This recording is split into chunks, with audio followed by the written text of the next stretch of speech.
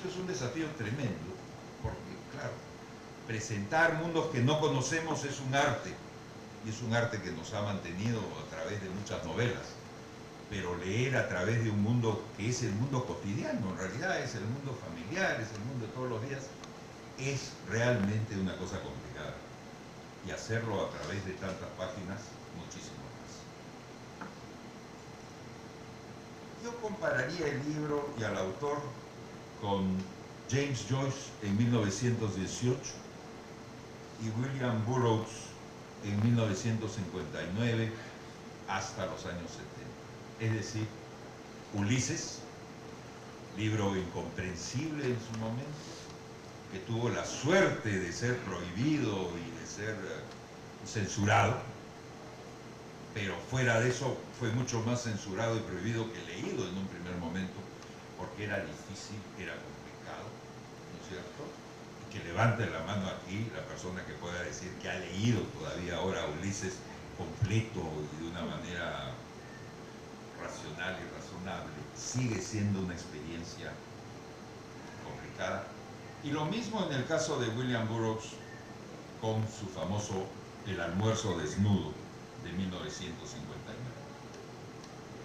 Y como ellos, Gutiérrez ha pensado, ha considerado que se puede acelerar esta llegada bombardeadora de la modernidad a través de una relación subversiva con el lenguaje. Y en efecto, yo creo que se puede. Creo que esa es una de las maneras en que la modernidad, no la modernización, que está toda en los almacenes de Iraoka, la modernidad, que es la que está en nuestras conciencias, la modernidad llega a través de la subversión del lenguaje. Y para este trabajo, el autor precisa mundos paralelos al suyo, mundos que no son solo el mundo de su lenguaje, sino que son los mundos que se abren a este inmenso universo, inmenso, con mil páginas creo que se puede decir inmenso, universo de citas, alusiones, juegos, frases, donde creo que todo el mundo va a encontrar su límite, va a encontrar que en todo momento Gutiérrez, como una especie de oráculo del presente absoluto y del mercado, siempre está hablando un poco más allá de lo que nosotros vivimos como experiencia personal. Y eso es un planteamiento riesgoso, porque es un libro que al menor descuido y en cualquier momento se puede salir de la literatura. Presente. ¿Y dónde encuentra esos mundos paralelos Gutiérrez? Yo pienso que lo encuentra en esos presentes irónicos y absolutos de autores como Kurt Vonnegut, William Gibson, algo de Philip K. Dick y ciertamente David Mamet en su famoso radiograma sobre el 9 de septiembre. Un mundo de citas y referencias herméticas que no son definitivamente para los distraídos, que son para los entendidos. A Vonnegut, sobre todo al Vonnegut inventor del famoso planeta Trafalmador, Gutiérrez le debe el manejo amable del humor y el entendimiento de que la ciencia ficción y el ejercicio de la imaginación no son contradictorios, como estamos descubriendo cada vez más en el cine norteamericano. Pueden ir juntos. A William Gibson, sobre todo al William Gibson de las novelas Neuromancer y Count Zero y el célebre cuento Burning Chrome, le debe Gutiérrez la visión de la tecnología como la saturación, en el sentido de como la invasión del presente por parte del futuro. Es decir, quemar a Chrome, como en el cuento, como una versión de quemar Manhattan, evidentemente.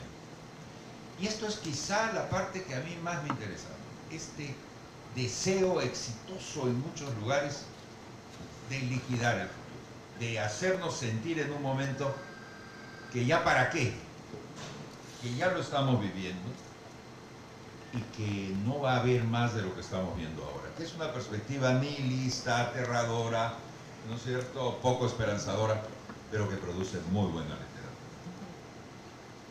A William Burroughs le debe Gutiérrez ciertamente la idea del peligro tecnológico, la idea de que todo este mundo novedoso de la tecnología es peligroso, no en el sentido reaccionario y un poco ludita de la gente que dice es peligroso el futuro, la cosa ya no es como era antes, no así, es peligroso en el sentido de que en el mundo en que se viene el peligro va a ser un elemento nuestro de cada día, si no lo es ya en algunos lugares.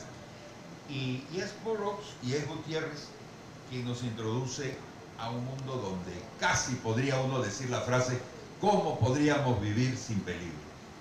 El peligro cada vez más como una necesidad, como el pan llevar, como una necesidad básica del ser humano, que como todo vicio de ese tipo se necesita en dosis cada vez más fuertes.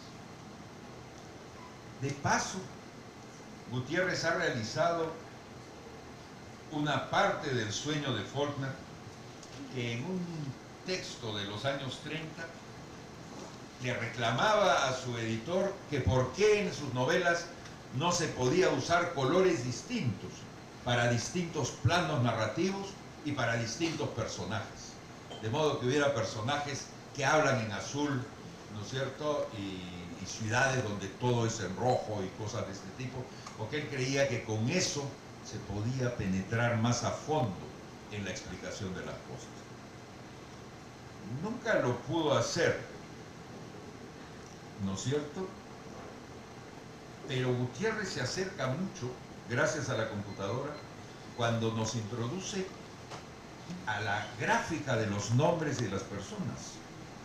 Esto no es, para quienes no han leído el libro, no se han acercado, no hay una sola marca registrada o nombre propio comercial que circule, no hay ningún logotipo que no aparezca en el texto tal cual aparece en la publicidad, en los cartelones y donde los vemos. Visa como Visa y Coca-Cola como Coca-Cola. Esto le da una textura a veces complicada de leer en el texto. Y creo que es mucho más que un amaneramiento gráfico o un capricho computacional.